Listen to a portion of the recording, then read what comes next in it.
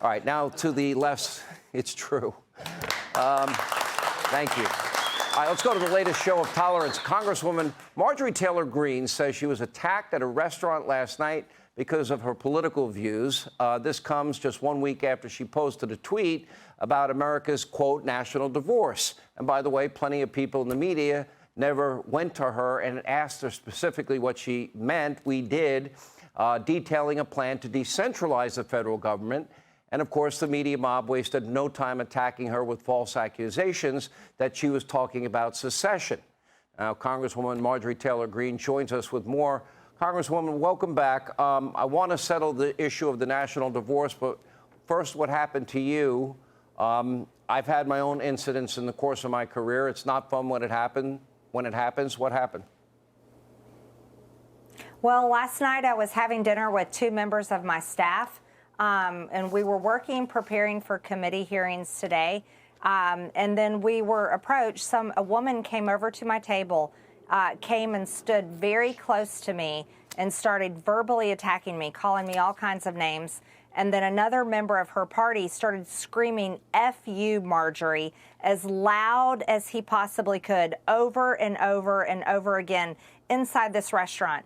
They have no respect for the restaurant, the staff, and the other people dining there. Here's what it is, Sean. You know, back when Hillary Clinton declared that we're all deplorables, they basically tried to claim that we're second-class citizens simply because we're conservative. And then Maxine Waters with her, wherever you see them, you make a crowd and you surround them and you attack them. This was the dog whistle for all of the people on the left, Democrat voters everywhere, and fully supported by the Democrat Party to attack Republicans in public, no matter what. There is no line they will not cross, and it is disrespectful. They are insane. They are crazy, and it needs to stop right now. It happened to Sarah Huckabee Sanders. It happened to Senator Cruz. It happened to a lot of prominent conservatives in the country. I'm glad you're okay, Congresswoman. And, you know, honestly, we may be getting to the point where every elected official, especially in Congress, is going to need their own personal security guard, because I think we have to protect every institution and every elected official, regardless of what their politics are. So we had you on to talk about... Absolutely. I had you on both radio and TV on the issue of this national divorce. And it was obvious after I interviewed you that people do not understand what you're saying. So I want to get into more detail, which we got into in radio because we had more time. And you are not calling for secession in any way, shape, manner, or form. And I just even said that night, I said, I think the majority of Americans want us to be the United States of America. Let's talk specifically about what you mean. You're not talking about separate countries or secession. Is that correct? That's right, Sean. And first of all, I want to thank you very much. You are one of the only ones that actually was willing to ask me what I'm talking about. Everyone else just talked about me and assumed what I was saying and accused me of trying to start civil war, accusing me of secession, and all kinds of things. What I'm talking about is reducing the size of our federal government and giving more power and control to our states to be the identity that they want to be, whether it's blue or red, because the division in our country has gotten to a dangerous point, to the point where I experience it on a daily basis.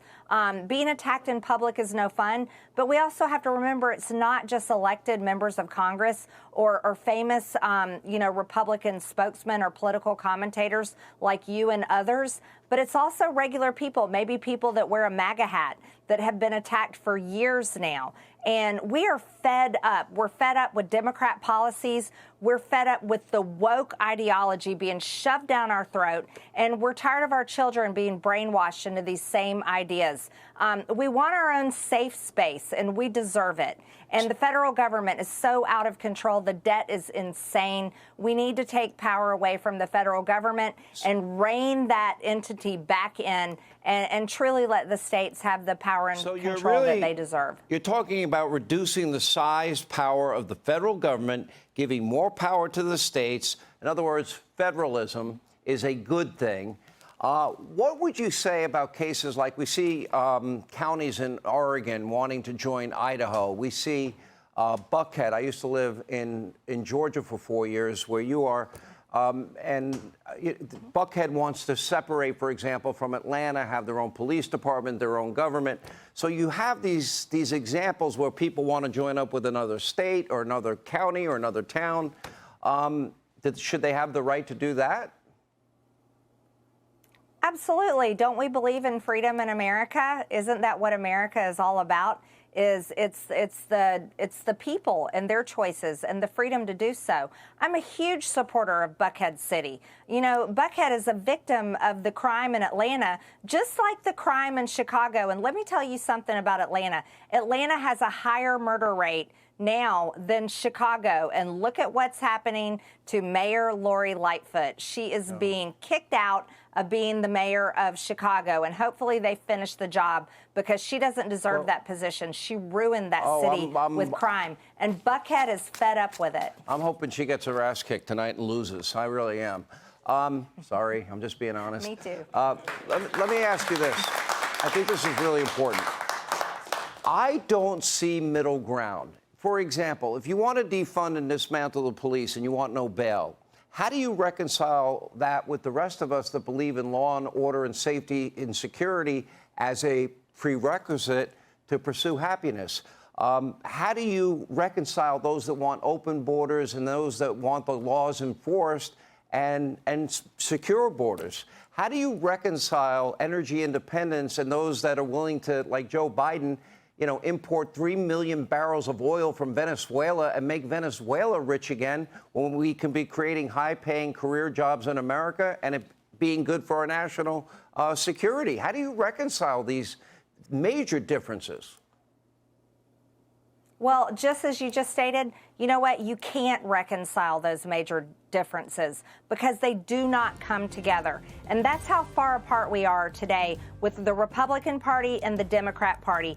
But you know what? Republican voters are sick and tired of it. Conservative Americans are fed up with it. There are so many Americans today that, whether they vote or not, they are sick and tired of the political divide and the political pendulum that is swinging back and forth and destroying this country. It's time for us to have our own ideas and be protected in our own states. And that's why I'm calling for a reduction in the federal government, the power, the size, and the spending power that has made the American people fed up and disgusted.